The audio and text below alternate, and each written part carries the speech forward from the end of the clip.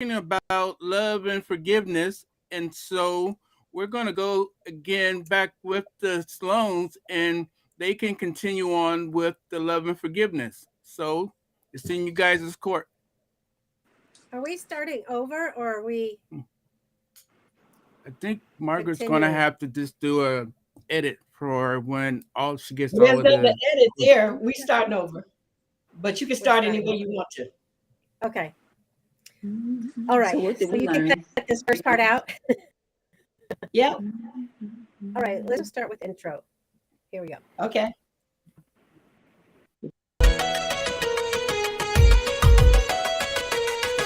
I can't wait to see you and hold you in my arms.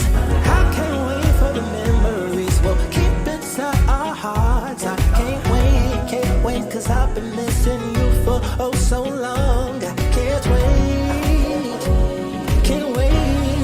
Oh,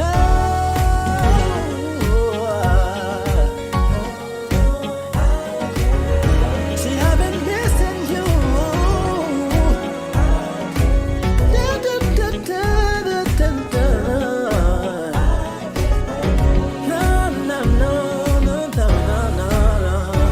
Can't wait. You go first. This special broadcast will feature core friends of your marriage hosts, the Sloans, the Rudges, and the Jamals, hosted by us, the Nichols, all coming together to cover how the previous sessions have impacted their relationships. We will also give glimpses of what we have done since our last live broadcast. So, again, we're talking about love and forgiveness and how things have related since our last broadcast. We've been talking about love and forgiveness, and we would like for the Sloans to start this session with love and forgiveness. You want to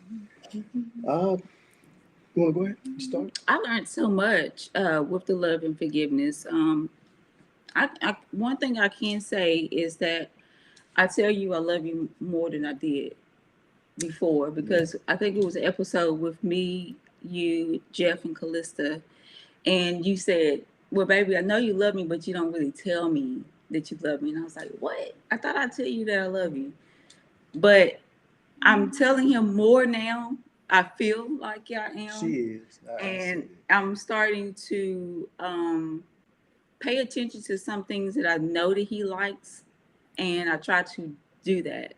Like, I try to get up and cook. I try not to ask him to get up and clean sometime and let him sit and play on his phone or his video game on his phone and not complain about that. And it's just the series that we went through just really taught me a lot about love and being kind, and not being angry so much, like, I guess that plays along with the forgiveness, because I did forgive him from some of the things that happened in our relationship, but it still felt like I was still bitter and upset. And it was just like the smallest thing that he did, I was just like, ugh, and so I had to calm myself down with that. And if it wasn't for, us talking to each other in the group and other couples, I think I wouldn't have never seen that in myself. And I'm just starting to do a lot better, a whole lot better. Um, Forgiveness with my family and some friends, I'm learning how to let that go. And not sit here and say, I can't believe she feels like this about me. But it's not their fault that they feel like that about me, because I'm going to be Sheila. I'm going to always be myself. And I can't be perfect for someone that's not a part of my life every single day. He's a part of my life every day. Like, we work together, we cook together, we get up every single day and do things together every day, except for landscaping. I don't get out in the yard, cut grass, but it's the thing that I had to learn that, outside my home is outside my home. Inside my home is where I need to make sure that I keep a steady flow and happiness. I want to wake up every single day and feel happy. I want to feel loved. So I'm starting to lay on him more and hug him more, and say to myself, let my phone down, just put it on do not disturb. Let's watch a movie. It's movies that I know that I would not want to watch, but I choose those. I have chose those movies because I know that he would like it. Like comedy. I'm not really. I'm action girl. I like action movies and mysteries. He's so funny. Like he likes comedy, and it's like I like to laugh too. So I'm starting to get myself, like let's watch this. So I really learned so much. And if it wasn't for, you know, Jeff and Callista and Mark and Sandy and the Jamals, you guys, all of you guys, I mean, when you guys was getting on and leaving the comments, and it was allowing us to talk more about, love and forgiveness, and it just opened up my eyes. So, I mean, I can keep talking because I've seen so much. I mean, as far as me, I didn't have one specific topic out of all the topics that really hit home the most. I think everything kind of eclectically blended together for me because, I mean, the love, forgiveness, I mean, everything that we talked about, it all just, it is helping me to be a better man because I'm realizing that some of the things that I used to say and do affected her in a way that was not good for our relationship. And I didn't realize it because of the way I was raised. I guess, okay, for an example, when I was raised, my aunties, my grandmothers, all of them, I was raised by a lot of women. I mean, of course, I had the men in the home too, but it was a lot of honey and baby and sweetie. And so I got used to saying, oh, it's okay, hun. And I don't even know this person like that. Oh, it's okay, baby. But I don't even know this person. And my wife would hear me say that to some woman that we don't even know. And she's looking at it like, why are you calling her baby? Why are you calling her honey? I'm not meaning anything by it. It's just me being who I am. But I had to learn that was not something that was that she didn't like. She couldn't understand it because she wasn't raised that way. And I mean, there's a multitude of things that I've learned, and especially with the movie thing that she was talking about. She loves action movies, so we now watch action comedies. So because we're blending it together. So it's like, and I mean, and I like that. I'm glad that she's doing that because it gives me a chance to see something that I like too instead of watching the action. I mean, I like action movies, but I just don't know how. I mean, I'm just really glad that we were able to get this going, and thank you all for being a part of it as well. Cool. I think for us, we have been going through. Well, I can't say us. Me, I've been going through some love and forgiveness situations as well, and it's kind of hard. I get caught into this love thing because just by, like Aaron said, the way we've been raised. I was raised in a single mom home, and so it's really easy for me to well, not easy. Sometimes, and Margaret brought this to my attention, and it has stuck. When people bring things to my attention that is where I'm at, I get stuck.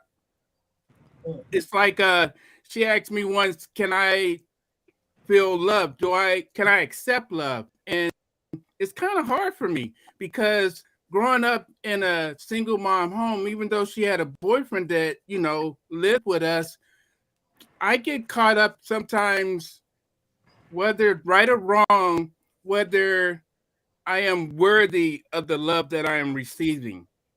And then it transpires in other aspects of my life. And sometimes I don't even know that I'm doing it. I seen this movie. I've been in this situation with the public recently. I'm not going to indulge, but we was watching this movie, and it says that a child. Oh, it's in my. Hold on 1 second. Go to. I need to get it because I really want to explain it to you guys. So, Sandy, won't you give us an example of love and forgiveness with something that you've been going through recently? And I'll be right back. Well, I don't really think there's anything going on like recently, but I do, I've definitely had the family and friends that you have to forgive, but like you said, Sheila, I'm just gonna be me, and if you don't like who I am, then you don't have to be around me. But definitely have had to get out of toxic people's, like, completely out of their lives. You know, when it comes to a point where they're actually damaging you, then yeah, you just need to just be like, okay, this is not a relationship anymore. You know, I don't hate you, because that can really, like, not being able to let go of things, then that screws with your marriage, even if it's people outside, you know. Yep. I know I had a time of healing about 3 to 6 months ago where Sandy was pretty much 24/7 helping me. Mark, you cut out. You cut out, or were you hearing me at all? No, we didn't hear you. Oh, okay. So we had a thing with me where I had some health issues about 3 to 6 months ago, and Sandy was pretty much taking care of me 24/7 and getting me to doctors and stuff like that, and really showing love by being a servant in that way. And I certainly haven't been able to do the same thing for her, but we've kind of shifted to trying to take care of some of her health concerns lately. And I just really feel like I have a debt to her that I wanna help her Not have a dead baby. climb up out of her issues and be a healthy person. So I felt that love, and I know what she's talking about with that forgiveness from 9-10 years ago with family. It's hard, especially with family, to get to place of forgiveness, and but you gotta move past it. And Yeah, and some of them we're in a good relationship with, but like I said, others are toxic, and you just can't let yourself be injured constantly. yeah. Yeah. It's so true. Mm-hmm. And that Thank was you one of for the questions sharing. that we had was which one of you guys would take care of the other one if they got sick? Oh yeah. And Who's the caregiver? who was the caregiver? Yeah. And we just don't know until we actually get sick, like really bad. It could be really bad. Like say Mark said he couldn't really get up and do too much, but Sandy had to just pick that up and go because of that love that she has for you. She was just like, no question asked, I got this. Boom. So She's pretty cool for a girl. Yeah, I say that about mine too. I'm glad we recorded this. Yeah. Yeah, you're out there on your island by yourself, Mark, with that one. So, I seen someone, I was watching this movie, not a movie, it was a podcast on Google, and it was the movie about addiction and substance with all kinds of different areas, shopping, drugs, alcohol, eating, anything. But this quote this guy has said was that when there is no love in your life as a child, the brain doesn't develop. And I was thinking, growing up for me, or even, growing up for me, being in a single mom home, even though there, friends and family would come around, I think I struggle with love here recently. And it's been on my mind. And so I'm dealing with that, here today. I feel like I can say I love Callista, and I do love Callista. Love with me, sometimes it's like, I don't know, I have a problem with the feeling aspect. I get it, I can feel it, but sometimes I don't think that I'm worthy of it. And then I want to shield it so that I don't get hurt. And when I'm shielding it so I don't get hurt, because that's a defense mechanism I had with my dad, because my dad would say that he would come and pick me up, so he can have father son time with me. And some days he did, and some days he didn't. And the days that he didn't, I would be sitting on my stairs because I could see out in the street from our window that we had, waiting for him to come and pick me up, and he never did. I would anticipate wanting to see him and get all of this joy and excitement around that together. And then when he didn't show up, just the pain and rejection that I felt with that. And then my mom would recognize that his dad didn't show up again, and I'm down and depressed, and immediately try to do something that would change my feeling at that point. We'll go out to eat, we'll go shopping, we'll do anything that I love doing and accustomed to doing now. But I get again into this aspect sometimes of wanting to shield myself so that you won't hurt me. And I've done that recently with, most of you guys know that my mom lives with me and she's been going through dementia and stuff. And I've been watching the, the progress with that or deterioration with that. And a few years ago, I decided that I didn't want to feel the pain of that anymore, even though she's here with us. And I was going to shield myself from that. And in the process of shielding myself from that, I felt like I haven't gave my wife and my son the love.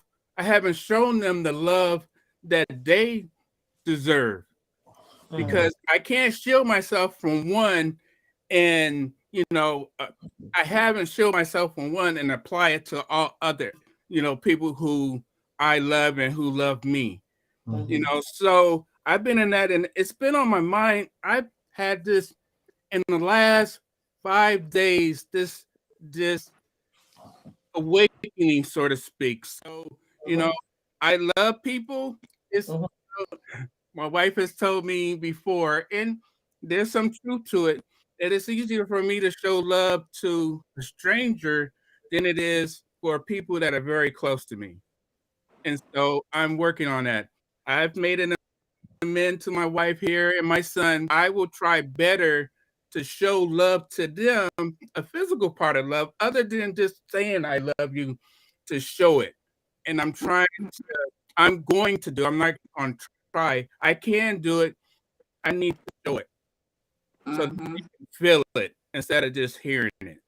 In the process of that love, then the forgiveness part of it is that I've asked for forgiveness because I've been wrong, but now we're in the process, or I feel like I'm in the process that I just have to, I can say that I forgive you, like you guys have mentioned, but now not that the ball is in their court, but now we as a family have to, work in this aspect of being together. And I know things are going to crop up, but when it crops up, I have to I have to deal with that. I have to accept it because that's their feelings, and we're all in this together. And I don't want to, throw that shield up again. Well, I don't want to be hurt. So, it's a process for me. So this is where I've been since our last broadcast, and love and forgiveness. And Aaron mentioned it, God forgives us and he forgave us, but I hate saying, but the aspect of that is it's in the other person's time frame as far as how they're going to deal with their emotions and feelings when something arises that takes them back to that emotion that they felt when they were wrong or when I was wrong. So, it's a lifelong process, and I'm in that process now with all of us, even with my mom and stuff. And I don't know. I'm a work in progress, and I'm glad of that. And I've wrong. You got it's again. It's part of my makeup. When people get really close to me, then I want to throw up a shield that no matter what happens, I'm not going to be hurt by it, and it's wrong. And it's a defense mechanism within me, and I don't even realize into this class that I've been in for the last 4 or 5 months that I have realized that this is what I have been in. So, and I talked to the Jamals about this last night. And you guys are the closest ones to me. I feel like I can at any given time talk to you guys about anything that's in my life. Because if I don't say it, well, bottom line is I need to be accountable. I need to have people who I love in my life, no matter good or bad, who can hold me and, can tell me, Jeff, you're wrong in this situation, or maybe you ought to look at this situation in a different aspect. And Aaron said something to me last night that got me thinking is my illness doesn't define me.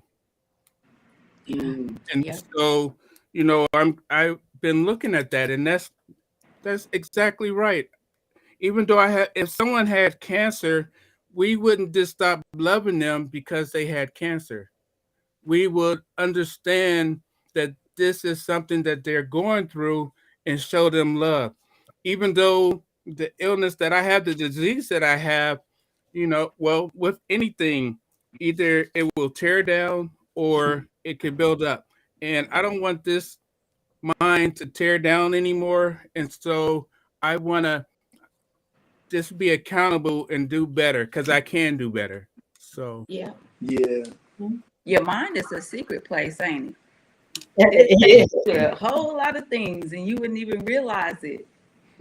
And it's really, it was something I think Margaret said in one of the series that made me think about the brain, and how it makes you do things that you have no idea that you're doing, and we do have to be accountable for ourselves in a lot of different things. And sometimes that can be hard because you're like, oh, I got to go to work. I got to get up and do this. I have to go get the kids. I got to love Dawn. I got to love, I got to do this and I got to do that. And so, if we take our minds and just tell ourselves every morning, good morning, Lord. Thank you for allowing me to be alive.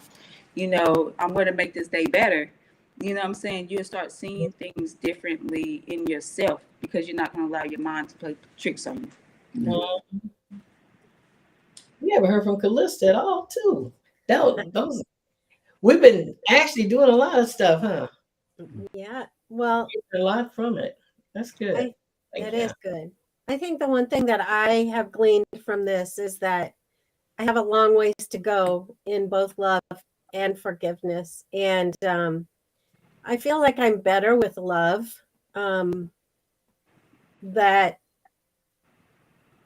for me, hope is ever present. And I don't know what you'd have to do for me to stop loving you. I mean, that's just the way it is.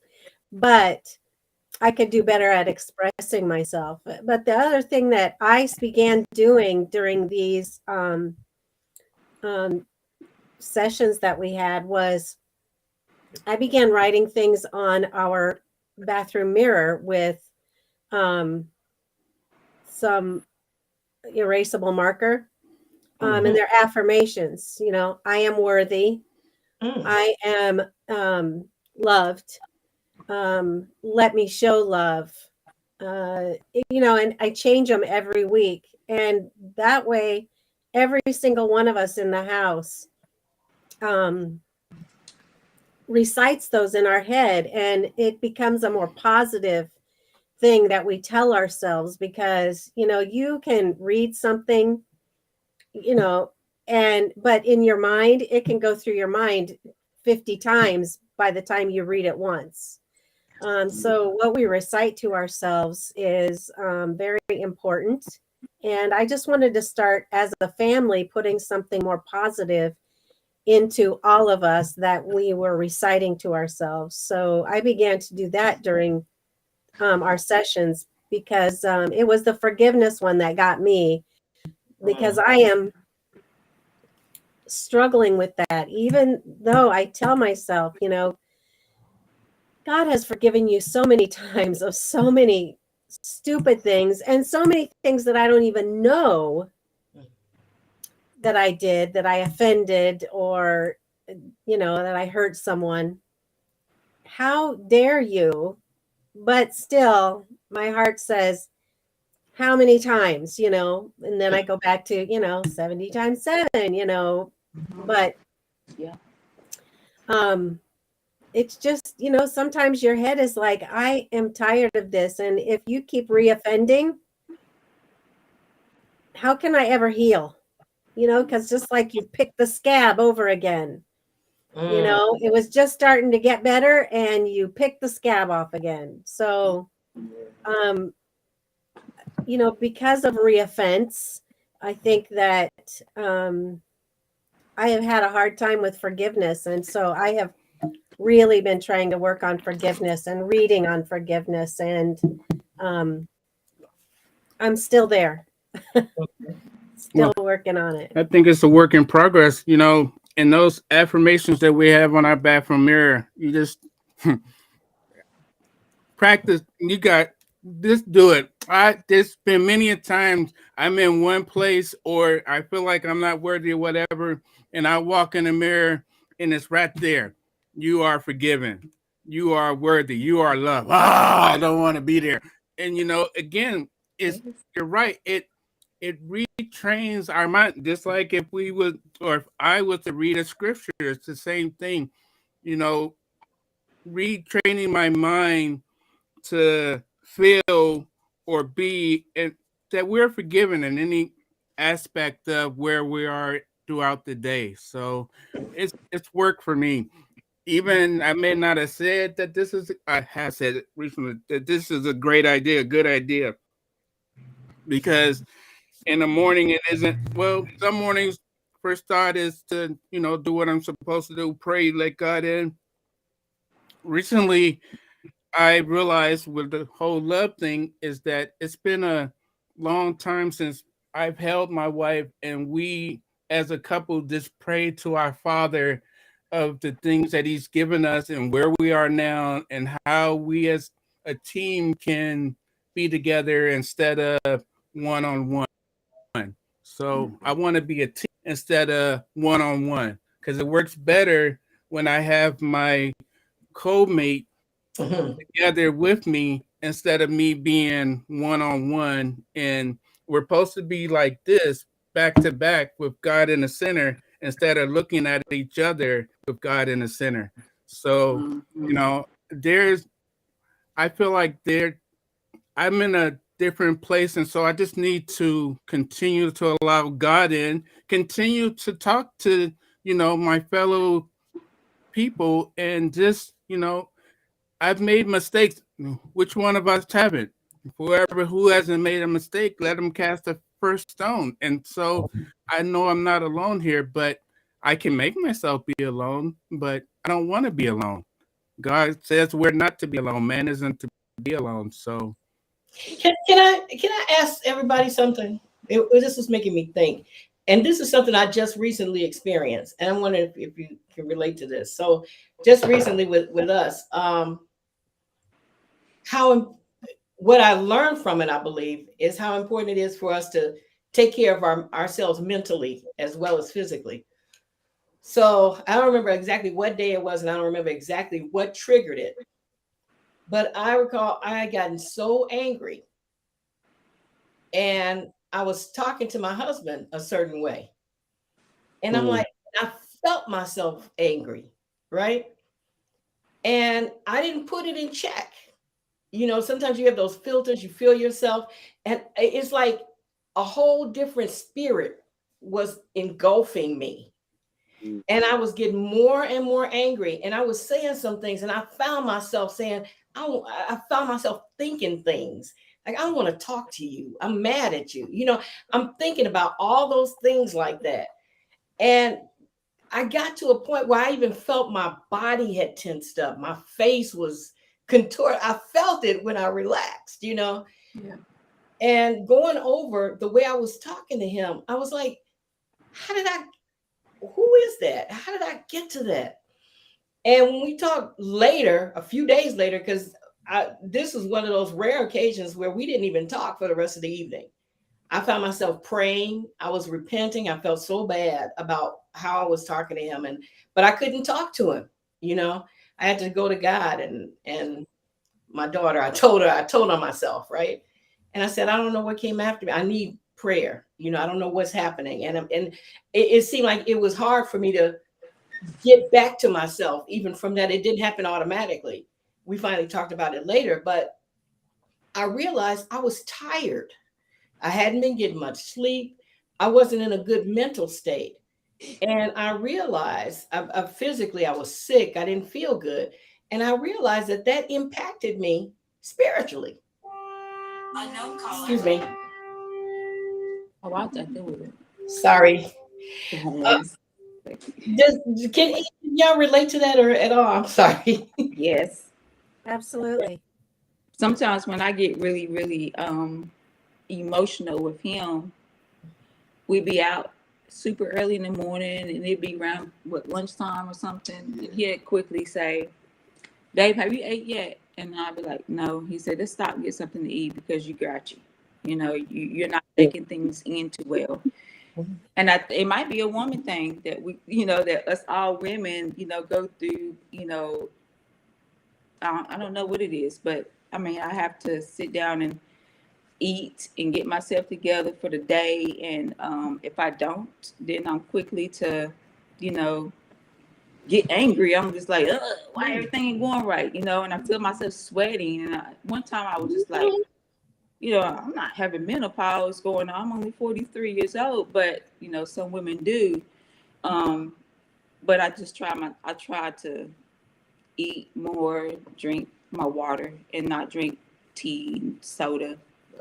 Just I'm starting to look at my health a little bit different. I'm glad that she's recognizing that the fact that when she does need to eat throughout the day, because sometimes we get busy a lot of times, and we do so much, we'll forget about eating because we're just engulfed in what we're doing. And but I can always tell when she gets when she's really hungry, because it's like she'll snap at me over something that I just opened the door, Sheila. Why are you yelling at me? I just opened the door. And it ain't that simple. Oh yeah, it Not was. the door. Yes. It's that simple. It's that simple. She doesn't think it's that simple, but it's that simple. Sometimes it's that simple. I mean, but if I know that that's what's going on, I shut everything down. We're gonna go get something to eat. She needs to take her vitamins, to make sure that she's on point, and just take care of yourself. Because if you're not taking care of yourself, you can't take care of me. I can't take care of you if I can't take care of myself. And that's one thing that we've been learning as well, as far as being in part of the group as well, learning that I gotta be able to be me. I gotta take care of me in order to take care of you. If I'm not happy, I can't make you happy. I can't do that. Yeah, so we both have to be happy because we are two different people. I mean, I didn't realize that either until the show. This system. I mean, we are two different people. He has totally different personality than I do. Completely different. He has so many people that walk up to him and smile and stand and look at him like he's an actor or a celebrity. And I have people come up to me and they just be like, hey, so I had to learn that he just has that personality that comes off like that. And so we just, like he said, we have to talk to each other, and it's okay that I have my jealous moments. I'm not gonna lie, I have my jealous moments. I don't want no woman touching my man or him telling her, hey baby, things like that. And I had to.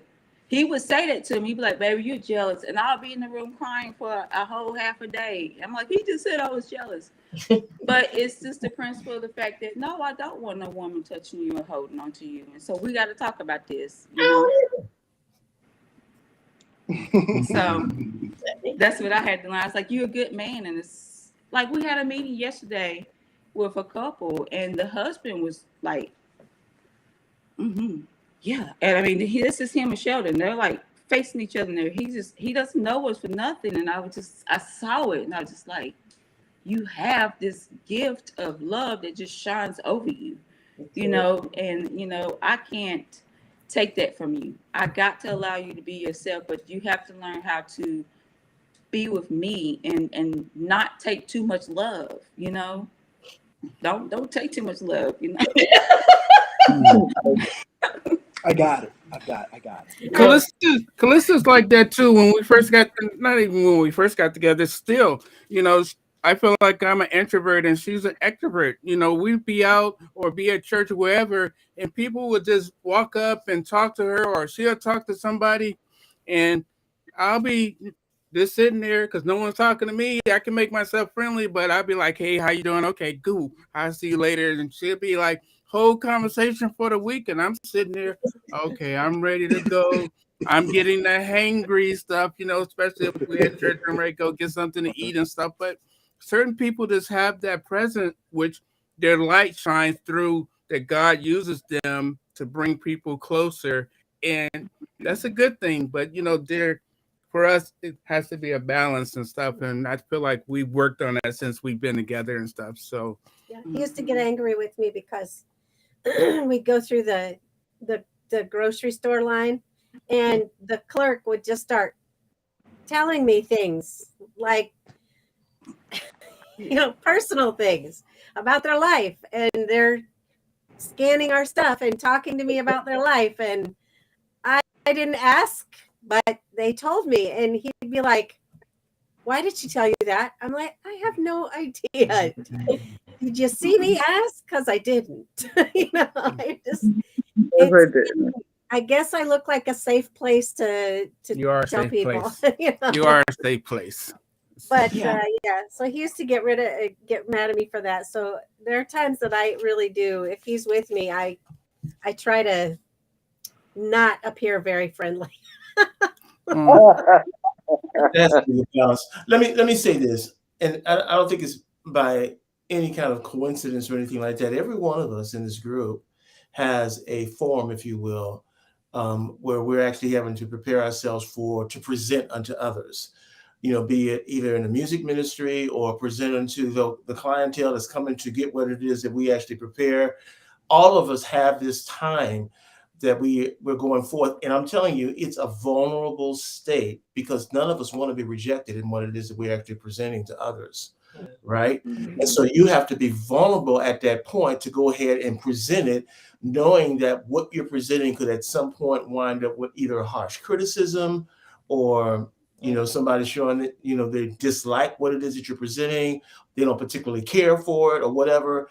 And like you're saying, that can hurt, right?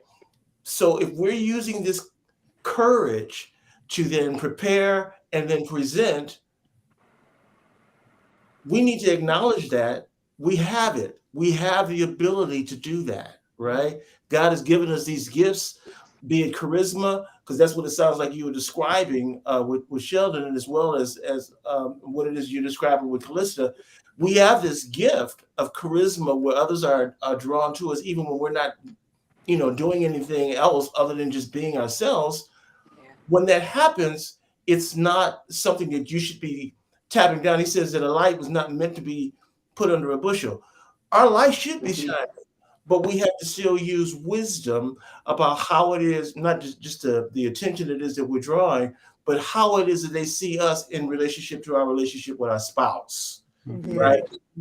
There used to be a point early in our relationship, the popularity that I was enjoying, and I have to admit I did enjoy the fact that we could, anywhere we went, somebody would say, "Hey, there he is," and that kind of afforded us a certain amount of privilege, if you will, but at the same time, it made her uncomfortable.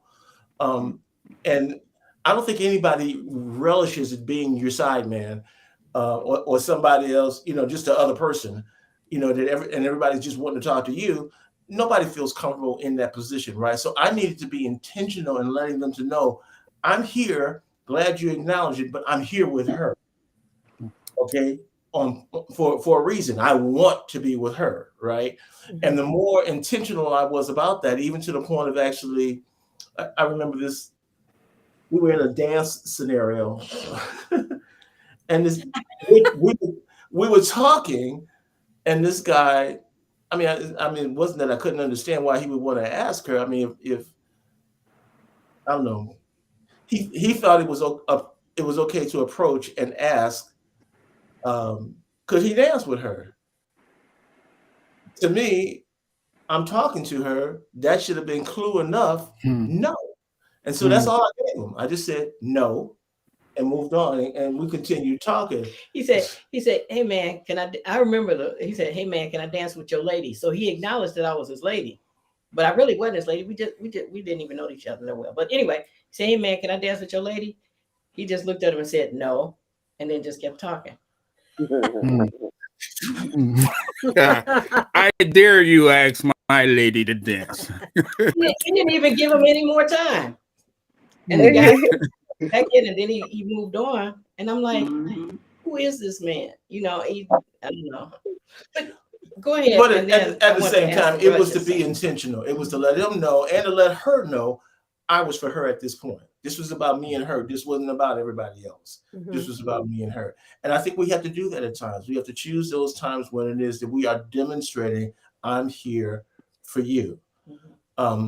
Great, regardless of how many other people are acknowledging or how many other people might be attracted to whatever persona or charisma I have, I'm here for you. And we have to do that intentionally. Now, having said that, when we wind up with a rejection, and I know you guys have experienced it, right? When you did the preparation, you prepared yourself, Sandy, Calista, even as far as the choir scenario or whatever, you got yourself all ready for something, and then you get there, and then all of a sudden, nope, you're not going to do that. And that feels like rejection, and then you need your partner to hold it together for you because you're ready to go off, right? So even though it is that your partner might be the one that has all this charisma, they may be the ones that are also being set up for a level of rejection that only you can help them with. Right? So we all still have a very important part to play in the sustaining of our relationship so that we can wind up not only forgiving, but not holding this thing, you know, like you say, toxic. That's a toxic scenario. If you hold on to that fact that this person just muted you, right? After all your preparation, it becomes toxic. So you need to let it go. And in order to do that, God has blessed us with somebody that can help us to deal with that. Right? Yeah. Am I right? Yes, you're right. Right. So one question along those lines, I want to know if I may ask this question. I'd like them to start because they've talked about this a lot. So we all know that we have mental issues, right? we got issues, right? Who does? Issues. So I got some. So my point, my question is, like, and we talked about that question, like Sheila said, who is the caregiver? And I realized, like I'm going back to that situation at that point, though it was maybe triggered by physical things, I'm still going off mentally. And so my question, maybe to Mark and Sandy, because y'all are dealing with this stuff, and then everybody, what is it? Okay, so I'm upset with my husband, and you might want to chime in on this. I'm upset with him. I go off on him. I want to know, what is it? Are we able to recognize that this is a temporary thing and not get so hurt by it that we can't move on, that we can know, look, he really does love me, or that he knows I really do love him, but there's something that's going on with me now. So I did say some hurtful things. I did hurt your feelings. You know, as couples, we do that. But part of the reason that sometimes we do it, sometimes is because we're going through our mental issues. So, you know, as a caregiver, how do you move past that when you're a person who's suffering snaps at you when you're trying to help? That's my question. Well, you just have to think about that. They're in a completely different mindset. I mean, maybe like really strong medication. And Mark was not really snippy with me for the most part, but he did think that he was in the middle of a train station at one point because of all the meds. Yeah, I knew that he was not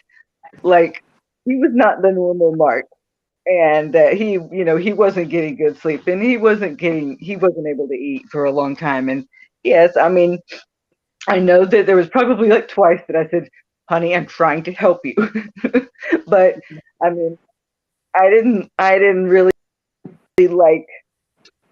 I didn't let it give me that much because I knew what it was like to barely be able to do anything for myself. You know, when I was really sick, and you know, he'd help me out of bed every single day and try not to hurt my hands. He'd grab me by the elbows and pull me out of bed and help me draw a bath and all that. So, I mean, we both have been caregivers to each other.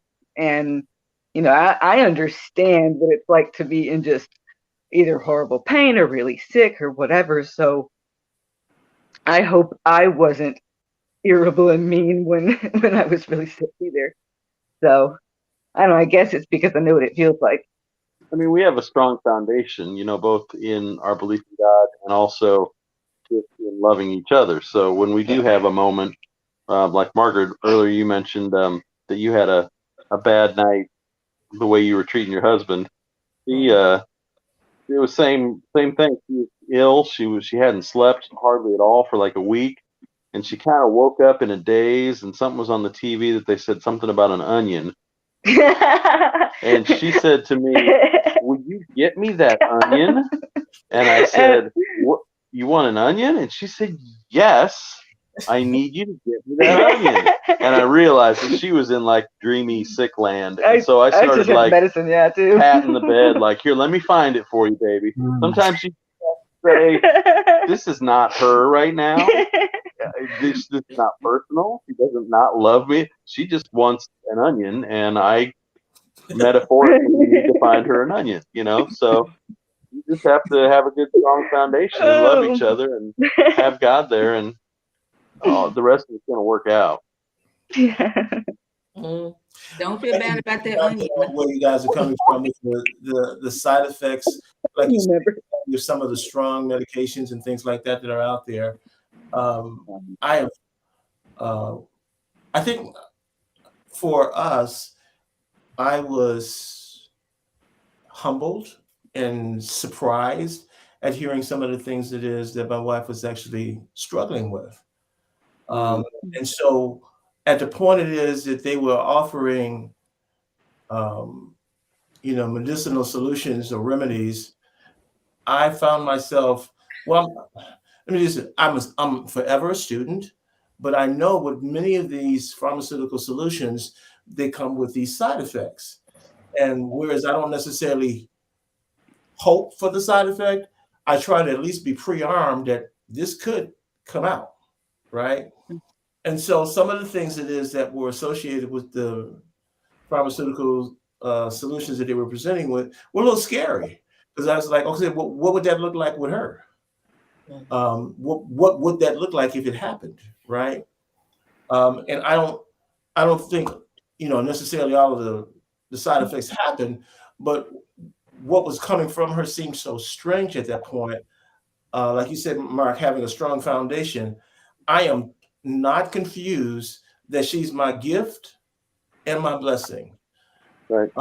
When there's something else that's happening where she's not talking to me like my gift and my blessing, I go to the one who gave it to me and say, "Lord, I don't know what's going on here, but you do. So you help me so that I can be what you want me to be in the midst of this, because I don't understand this." Okay. Is this the pharmaceutical thing wrong? Tell me what should be happening here. Okay.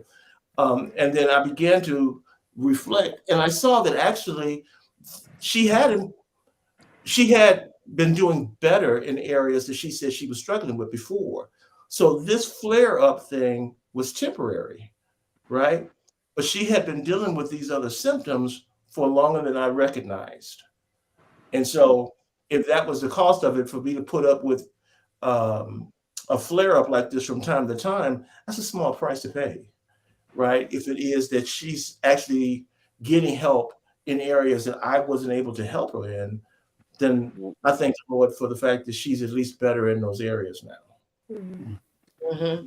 What about when okay, sometimes our situations aren't with the pharmaceuticals or any of those things. It's more of it may be a financial thing where we're worried about a bill, or we may have a project that we're working on and it's real stressful for one of us, and you just have a snap because you're just thinking about what you're thinking about, and then you take it out on your partner. And How do y'all deal with those type of situations? Because I know sometimes Sheila and I will have those type of situations where she might get upset about. I'm just using you as an example. I mean, you know, but when she may get upset one day about a thing that she's got going on with makeup, and I don't understand what she means, but she feels like I should understand what she means.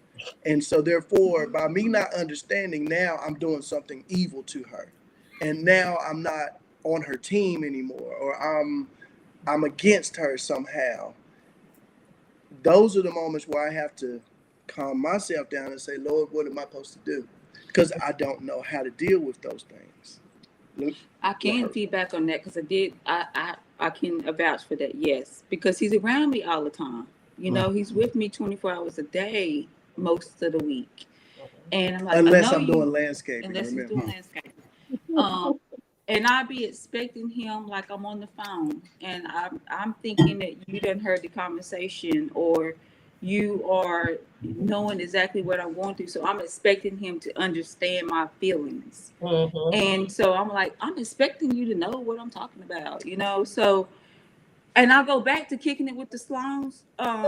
The video, oh my God, I see myself in that so much. I'm like, Margaret, how did you know? You wrote the scripts. And I'll sit back and tell myself, you know, don't, Sheila, why did you get, I say this to him, Sheila, why did you get mad at him for that? He don't know that. He don't know who you've been really talking about or what you've been talking about. So he can't explain to you how to, you know, make this happen. So I have to, I understand what you're saying on that. I don't know how do you y'all guys have any issues like that? I mean, that may We not. we are definitely better at that now than we were before, but it was almost the reverse. It would be me getting upset because I don't like being blindsided by an expense that I didn't know it was coming. And I'm looking at a statement and I'm like, do you know what? How come you didn't? Is this, you know about that? And so I'm upset because it blindsided me, right? And I've learned, well, two things. One, just like with you, Sheila, I think there were times where she thought I was either paying attention or that or that it really wasn't that big a deal, or maybe it's just something that she just forgot to talk to me about. But my reaction wasn't measured. I was just showing her that I didn't like the fact that I didn't know about it. You know, it was not about, you know, permission or anything like that. Because she knows if she wants something, that's my task, is to get it for her, period. Because that's just the relationship we have. I enjoy giving her what she wants. The challenge here, though, is if we're trying to work a budget, the communication has to improve to the point that we're able to plan together. And we've gotten much better with that aspect. Not only is she communicating with me, but I'm actually making notes of things it is, so that it's telling me, in case I forgot, she's planning on this. Okay. Just briefly, I'm just gonna say this and throw it back to y'all. I know Rudges want to jump in here and Nichols and stuff too, but back to that rejection thing, it took me a while. We've been married now, what, about 30, 39 years? Took me almost half of that, 40 to get to the point of being okay with asking for permission to spend money. Right? I mean, it's like that rejection. It's like if I've come to him about wanting to buy something, I don't do it that often, but I don't want to hear no. I don't know how to deal with that. I really don't know how to. I'm dealing with it, but I don't like to deal with it. If I want to get something, I don't want to hear no. So sometimes I might just say, get on there and buy it anyway, and then wait for him to say, what was this? And then ask for forgiveness later. So that section of forgiveness, I got something that you're going to need to forgive real soon. Oh God! Why me and Margaret so much alike? I swear, me and Margaret, we do so much alike. I swear, because I'll just say, dude, I'm gonna go ahead and do it, and I'll ask for forgiveness later. Okay. And I look at the account like, did you just spend money at this place? And he's like, I'm like, we just talked about the budget, man. You know.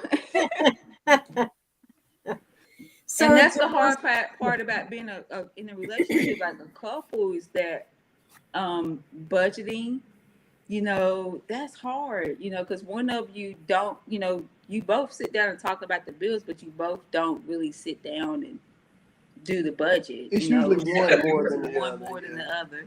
Right. You were going to say something, Callista? I was just going to ask the Jamals. I don't think since we started re-recording that you guys had an opportunity to tell us what you gleaned from the last sessions that we did, and what do we have ready for us going forward? What do we have planned going forward? I'm glad you said that. I definitely want to share some stuff going forward, and be real brief with what it is. I know you were doing it because we re-recorded, but I want to be real brief with this. But I really want to share going forward.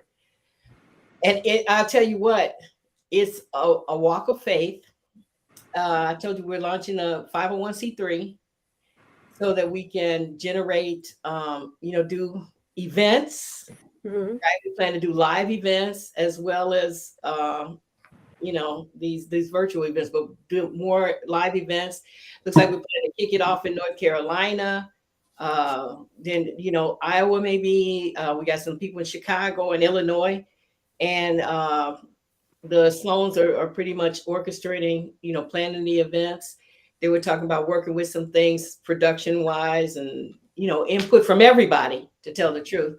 And with Rudges, definitely helping with the areas of production, the video production, whatever. But like he said, what I really appreciate is that we'll be more overseeing with the areas that we're strongest in. I know Nichols had talked about doing the training for the people who are going to come on. We're looking at people using our materials in communities and churches to establish their own Friends of Your Marriage groups to help build up their ministries, because we know that it continues to draw people. And so that the Nichols will be doing, helping with training and the Rudges, and because we're not going to be able to travel as much. So it's like you young folks are going to be doing the traveling, right? Yeah, love to travel. Y'all love to travel. Praise the Lord. God bless you in your ministry. But yeah, traveling and making sure that the events are taking place, and getting people, in the different areas. So basically, we're talking about the events. We're talking about the materials being available online. We're talking about people using the materials. We're talking about having subscriptions so that we can also generate, resources. We're talking about products. I just ordered 2 of them to see which ones we could be. Okay, we talking about getting our marketing and stuff together. And so we have ideas about that we're going to be meeting on.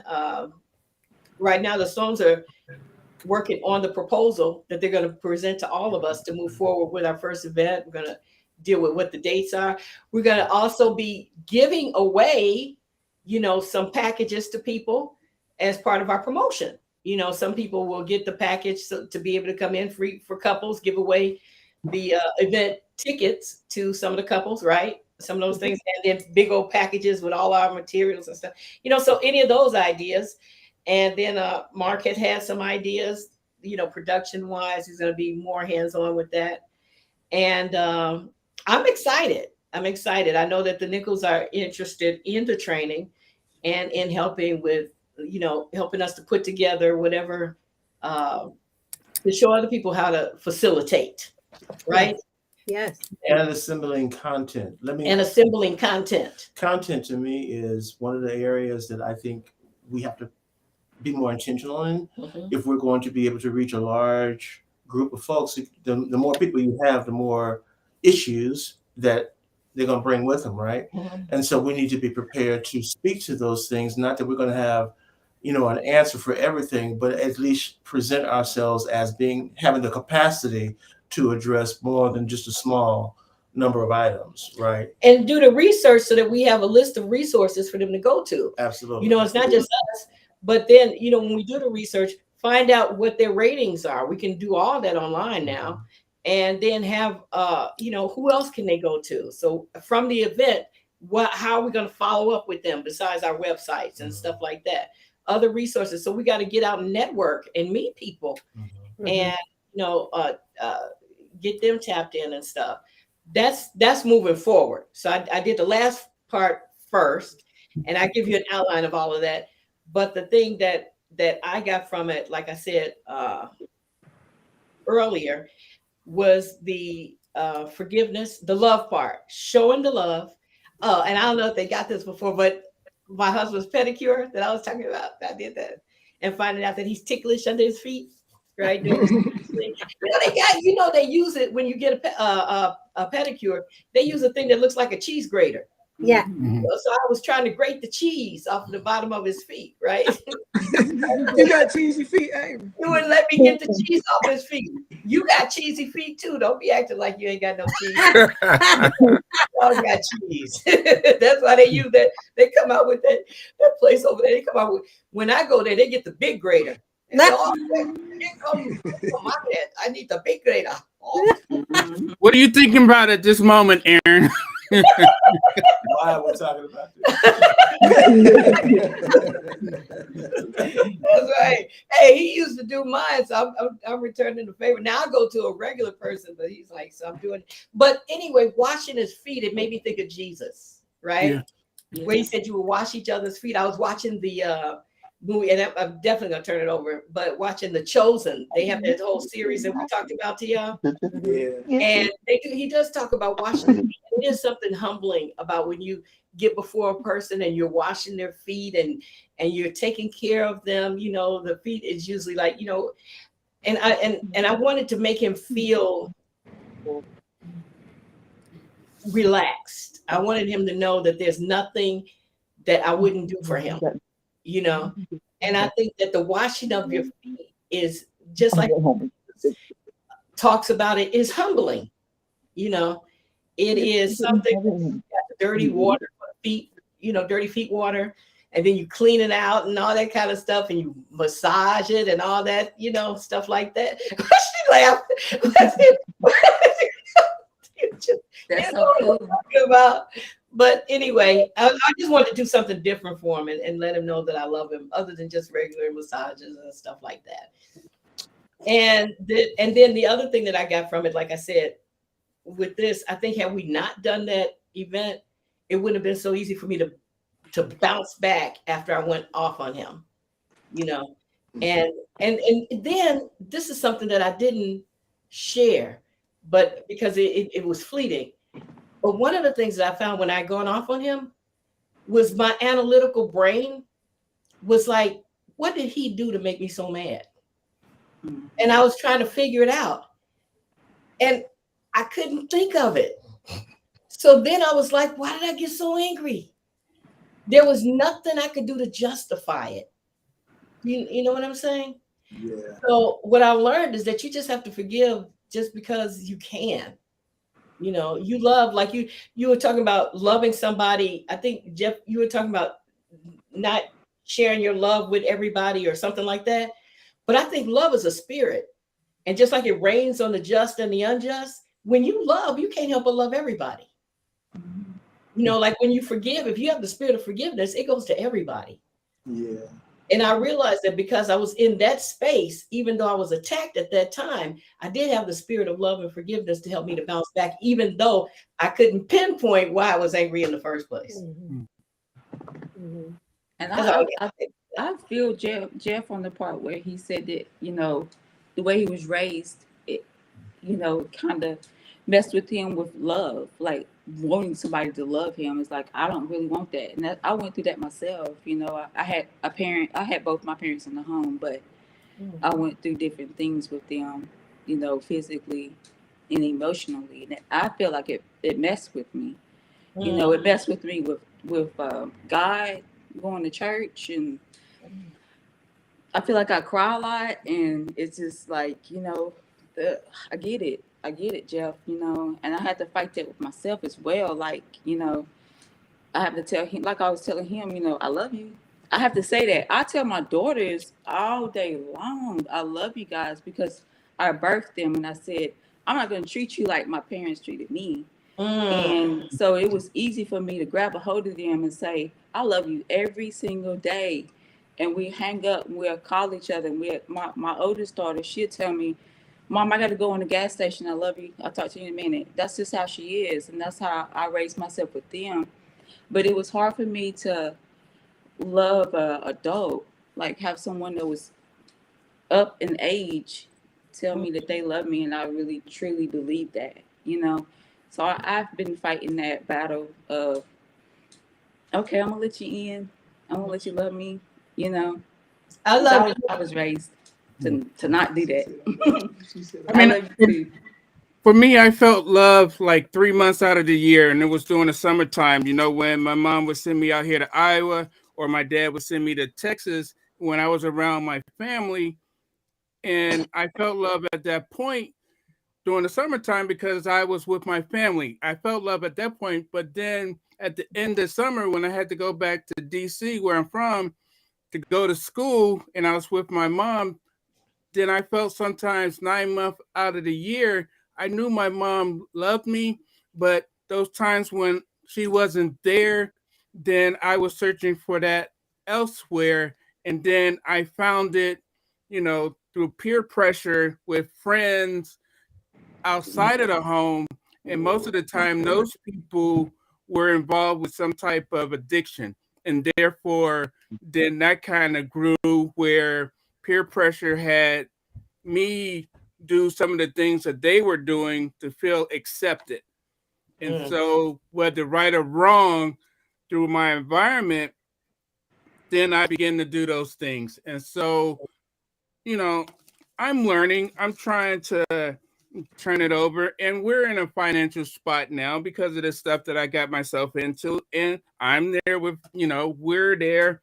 And I have to do better in that aspect as well. So, this whole what we're doing now is enlightening to me. And, this like, when I go to the 12 step stuff, I know that I'm not alone. I can make myself be alone. But when I do, then I'm not receiving God's love because God's love works through all of us. And if there's things I don't know about, then I can become humble and I can ask somebody. I could, pick up this 500 thing right here, 500-pound thing, and, become humble. And it's like, hey, this is where I'm at. What can I do? What do you suggest? So, and financially, I got to get a job. All of my legal stuff is about, other than the fines, is about done. The community service, the treatment, all of that stuff is coming to a close. I got to see my PO on Monday and then see what's left. But logically, the only thing that's really left is the financial stuff. So financially, I got to get a job in order to pay that. Financially, I need a job to pay our bills in this household, which my wife has told me several times, as if I don't know, but I do know, so I just got to get on the ball with that. So let me chime in on something there, Jeff, that I think is real important. I think it's for everyone. We all have people more so in our past than necessarily what's going on right now that, when we reflect back, they gave us either something different than what it is that we hoped for or less than what it is that we were hoping for.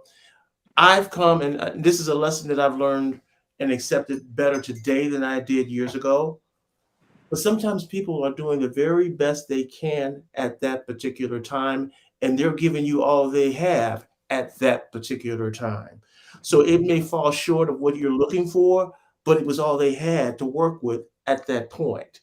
And so because of that, I think it's easier for us to not only find forgiveness, but to not hold that thing against them anymore because they gave you all they had at that point. It was just less than what it is that you actually wanted at that particular point.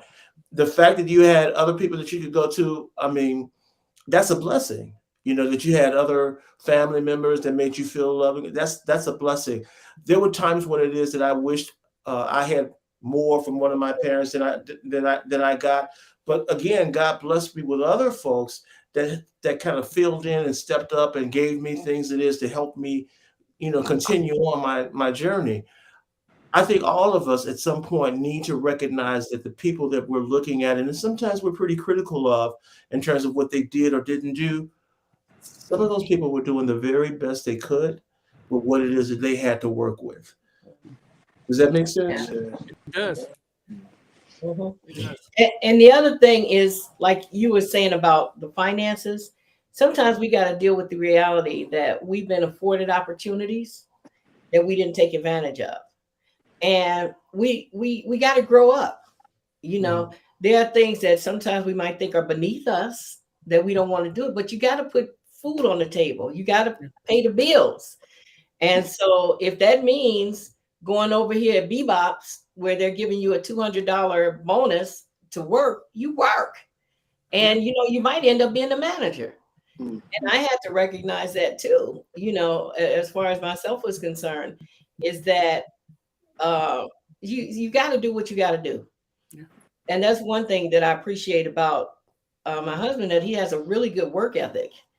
You know, he's going to hustle. He's going to do what he has to do. He's going to work hard. So, but I think as we get older, we work smarter than harder. I try to think that we try to work a little smarter, but I know he's a hardworking person. But we all have to do that because it's a horrible thing to be homeless. Yeah. And I don't know if you've ever even been that way, but it's no fun. And the thing about it, sometimes you can look over your situation and say, we didn't have to get to this place. So I don't know why I said that, but I did. Because it was on your heart, and I hear it. Oh, praise the Lord. Yeah. But it's so good to see everybody. I know we've taken out, we were supposed to be all this time, but look at this. We got a bunch of material and everything. What do y'all think? Amen. Love it, love it, love it. What you eat, Mark? Got a energy bar. All right. Okay. Well, lately I have been craving chocolate. Oh, and this real brief. Have you seen Joshua? Have y'all seen Joshua, our son? No. Oh, listen. He was like well over like 300 pounds. You know, he had gained a lot of weight. No. I'm going to say, you didn't. Wait. Joshua was big. He's a big dude. He's 6'3". He's So, 6'3". yeah, he was a good 320. Right. Oh. And now he's down to 200. 220. Wow. Wow. Praise And God. he's doing this, and he's in the strong. He was already in the strongman competition. Now he's doing the strongman. We're gonna send you a video so you can watch his thing. Keep him in prayer though, because well, there's other stuff about that. But the thing is you know, keep us all in prayer. The point is that moving forward, Gina told us about something that we want to talk about as far as what we said moving forward. There's a thing on Facebook that we can use to help promote what it is that we're doing, and then using other social media that we're talking about. Let's get ready. Are y'all ready to host again? You ready? Let's do it. Are we ready to do it? All right, let's do it. You said you Okay. Sheila, Yes, I'm in it. you in it? You in it to win it? Yeah, we just we haven't talked about a date. So when he said, I was like, what date? You know, All right. what day? Okay. I'm just ready. I'm ready to do it. He has been I saying love it to You have to since choose a date. October. Yeah, I love I it. think it's since the 1st of November. He was like, we got to get back on the call. We got to get back on the call. So I know we're ready. We're prepared. We just got to sit down and get the date, the day. Okay, the so day. y'all ready to okay, so we get the materials together and y'all ready to host? Y'all got backgrounds? Y'all still gonna be Saturday at 10:30, right? No, that's what they said. Well, when I find a job wherever that is, then I'll let you know. Okay, Because if good. I find a job Monday through Friday, then yeah, Saturday will work. But if I find a job where whatever the hours are going to be, then I would know better where we are. So Okay, so what we can do in the meantime is do like what we're doing, where we're recording on a day that we can pick, and then we'll broadcast it live. okay. We'll edit it and broadcast it live. What do you think about that? Yeah. So, Yes. Sounds good. so part 2 of this, because it's not going to be a one-man band, Part 2 of this is I'm going to send all of you a link to this video. Let's see if I can upload it on YouTube so it'll be private. And y'all pick out portions that you think we ought to use and what you think. Okay. Okay? Does that sound good? And if there's not enough, like if there's something where you say, oh, I wish I should have said this, or I'd like to do that, you can still go in here and record just like we just did on your own that you might want to add to it. Because all of you have Go ahead. Yeah, all of you have access to it. So you can actually go and record some stuff on your own that you want to add to it or whatever, however you want to do it. We didn't get an opportunity to hear Aaron's on the re-record. Oh, she wants to hear Aaron's. You want to wait till Jeff comes back? I'm here. He's here. Oh, okay. Oh, you talking about ask him the question. Talking about the forgiveness thing? No, what did you learn from the last 2 sessions or the last sessions that we did? Okay. All right. So are we ready to keep going? Okay. Yep. All right. So for myself, I got you. The love thing is so multifaceted as well. There's so many dimensions of that. I began to see. I would say one of the eye openers for me was really with one of your guests, Calista and Jeff, where they said they didn't see love as being real. That was huge for me in acknowledging that there's a group of people that are out there, not just necessarily where they are, but they're out there that don't even have a clear understanding of the love we're talking about and celebrating and trying to find ways to help each other to navigate all the aspects of love. The other folks are saying that's a Hollywood thing. That's not real. That's not something. So I hadn't seen that. I think I maybe heard of it before, but I didn't know it was as real as what was described on your show. And so that opened my eyes to see things differently. And again, it fed into that realization of some people are just doing the best that they know how to do. Because if you don't even know this thing is real, then how can you tap into, how can we love others like God is loving us if we don't even know that love is real?